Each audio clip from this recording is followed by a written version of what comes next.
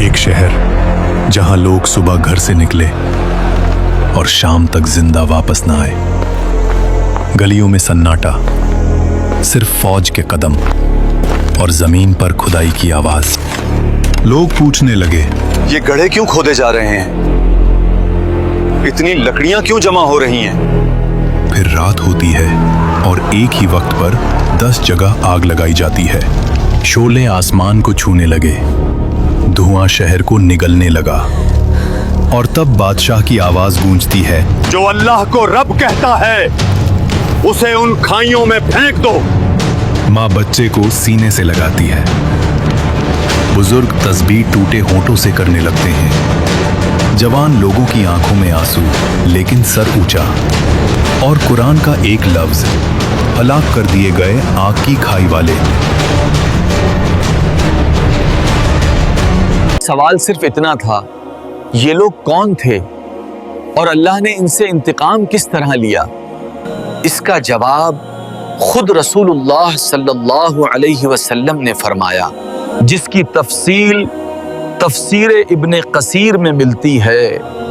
Yemen की सरजमीन पर एक जालिम बादशाह की हुकूमत थी, जिसके पास सब कुछ था, ताकत, फौज, दौलत, कानून, लेकिन एक चीज उसके पास नहीं थी, लोगों का दिल।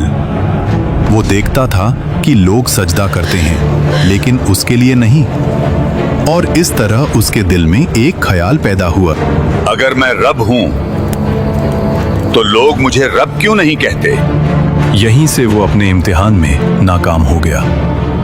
तफसीर में आया है कि जब कोई बंदा अपने आप को रब समझ बैठता है तो अल्लाह उसे दुनिया की नेमतें तो दे देता है, मगर उसकी अक्ल छीन लेता है। एक दिन बादशाह के दरबार में उसका जादूगर खड़ा होता है। वही जादूगर जिसके जरिए बादशाह लोगों को धोखा देता था, वही जो सालों से शहर को बेवकूफ बना रहा था। जादूगर कहता है, बादशाह, मैं बहुत बुजुर्ग हो चुका हूं, हाथ कांपते हैं, जहन कमजोर हो रहा है, मेरी मौत करीब है, तो फिर इसमें मैं क्या कर सकता हूं? मुझे एक नौजवान लड़का चाहिए ताकि मैं अपना इल्म उसे सिखा दूं, वरना मेरे बाद तेरा जादू खत्म हो जाएगा। ये लफ्ज सुनकर बादशाह का चेहरा सख्त हो जाता है। उसे जादू चाहिए, क्योंकि जादू ही उसकी ताकत होती है। बादशाह हुक्म देता है, शहर के बच्चों में से सबसे तेज, सबसे होशियार लड़का ढूंढो। फौज गलियों में फैल जाती है।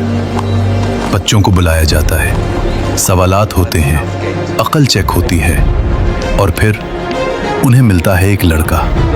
न कोई नाम, न कोई शोहरत। ये वही लड़का था जो कल तक आम शहरी था और आज बादशाह के जादूगर का शागिर्द बन गया था। वो लड़का रोज सुबह जादूगर के पास जाता और शाम को घर वापस चला जाता, लेकिन किस्मत यहीं एक नया मोड़ लेती है। एक दिन लड़का रास्ते में गुजरता है और देखता है एक बुजुर्ग जो लोगों से छुपकर बात कर रहा था। ना जादू, ना ताकत, सिर्फ एक बात, रब सिर्फ अल्लाह है, वही इस कायनात का निजाम चला रहा है। लड़का रुक जाता है, सुनता है और दिल हिल जाता है। ये था राहिब। लड़का उसके पास बैठ गया और उसकी बात उसे पसंद आ गई। एक ही दिल में दो चीजें जमा हो गईं। इधर था बादशाह का जादू और उधर अल्लाह पर यकीन रखने वाला एक मासूम लड़का। फिर अल्लाह ने उसी बच्चे के जरिए वो करिश्मे दिखाने शुरू किए जो ना जादूगर कर सकता था, ना बादशाह। एक दिन लड़का राहिब के पास बैठा हुआ था। वक्त गुजर गया। राहिब ने उस लड़के से कहा, अगर कभी कोई पूछे कि ये इल्म तुमने कहां से सीखा तो मेरा नाम नहीं बताना। वो लड़का समझ जाता है और जब महल पहुंचता है तो जादूगर गुस्से में बैठा था। आज फिर देर, रोज बहाना होता है तेरा।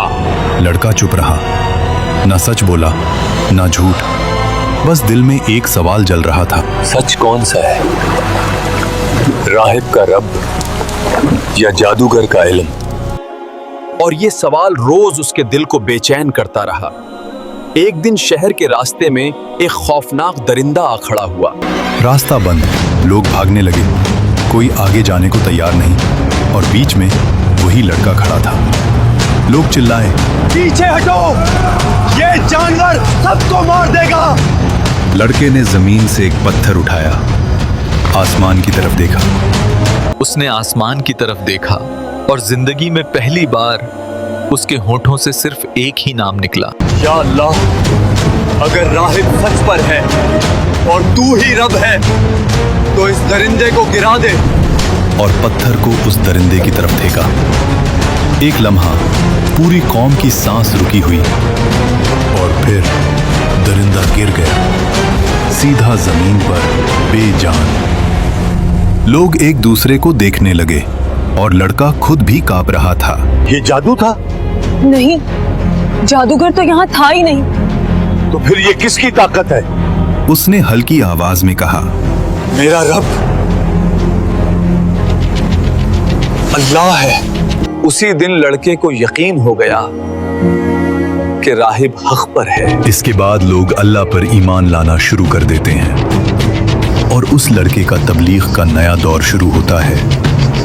अंधे उस नौजवान लड़के के पास आते, वो लड़का अल्लाह से दुआ करता और अंधे देखने लगते। बीमार आए और ठीक होने लगे। एक दिन बादशाह के दरबार का एक खास दरबारी, जो देख नहीं सकता था, किसी शख्स ने उसे उस लड़के के बारे में बताया, तो वो बहुत सारे तोहफे उस लड़के के पास ले गया। लेकिन उस नौजवान ने वो तोहफे लेने से इनकार कर दिया और दरबारी से कहा, मैं कुछ नहीं करता, ये सब मेरा रब करता है। और फिर उसने अल्लाह से दुआ की और दरबारी की आंखें ठीक हो गईं और वो देखने लगा। वो अल्लाह पर ईमान ले आया और ये खबर देखते ही देखते पूरे शहर और बादशाह के महल तक जा पहुंची। इसी शहर में एक और शख्स भी सब देख रहा था, चुपचाप, गुस्से के साथ। बादशाह, उसके कान तक खबर पहुंच चुकी थी। उसने दरबारी को बुलाया और उससे पूछा, कौन है वो जिसने तेरी आंखों का इलाज किया? वही जो मेरा और हम सब का रब है। मैं ही तुम सबका रब हूं। नहीं, हमारा रब अल्लाह है। बादशाह अपने घमंड में अंधा रहा और उस दरबारी पर सख्त जुल्म किया और उससे पूछा कि कौन है जो तुझे ये सब सिखा रहा है। बहुत जुल्म बर्दाश्त करने के बाद दरबारी ने उस लड़के का पता बता दिया।